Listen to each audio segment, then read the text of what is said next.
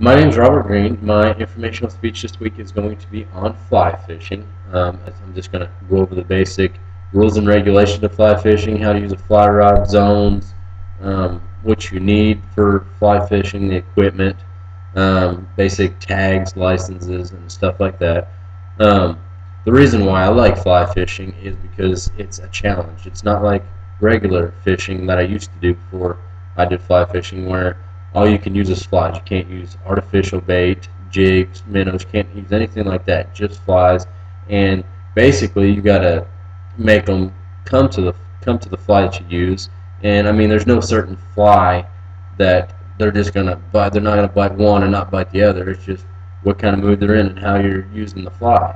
I'm no professional fly fisherman, but I've been doing it for 2 years now, and I really like it. It's an experience. It's fun. It's better than doing regular spin cast. Basically, what we're going to go over is certain clothing that you need to use, which are waders and a vest. I don't have a vest because I don't really use a vest. I don't like it. I just use my pocket.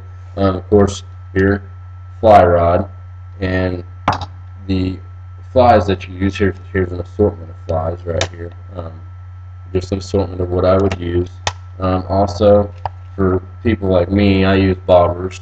Of course, you got your leader line that goes onto the fly, just green line right here, and also you got fishing line that goes on the end of the leader line, and we'll go over some of that here.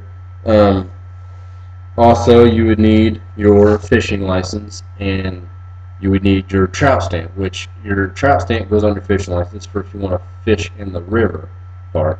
And then when you go to the park, you'd also need your trout tag for that state park. They give you pay $3 and get a trout tag to be able to fish in the state parks. And of course, when you go fishing, you can only keep a limit of 4 if you keep the trout, which I don't, but if you do, it's a limit of 4.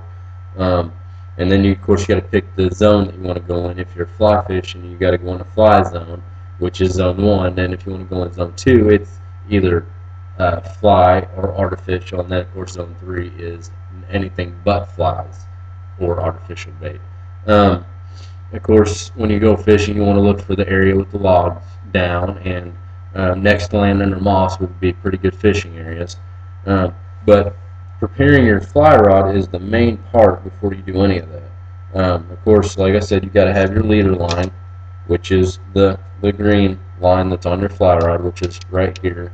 And then at the end of that leader line, at the end of that, you need to have your fishing line, which ties on your leader line, which needs to be at least 3 arm lengths apart. And then, of course, after you do that, you tie all that on, and I'll get that for and show it to you. We'll tie this on, of course, and it will tie on. We'll tie on right here to the end. If you can see that, there's the leader line's the green line, and then the fishing line. You tie it onto there, and then after that, you put on, of course, your bobber, which is needs to go at least a good 10 feet from your lure, and then of course your fly fishing lure, which everybody uses something different. That's what I use. It's called off-white fly. That's basically what I use. I mean, I have the best luck using it. Basically, you tie everything on like you would just on a regular fishing pole. I normally do about 8 twists and then loop it through. But that's basically that kind of fly rod I use.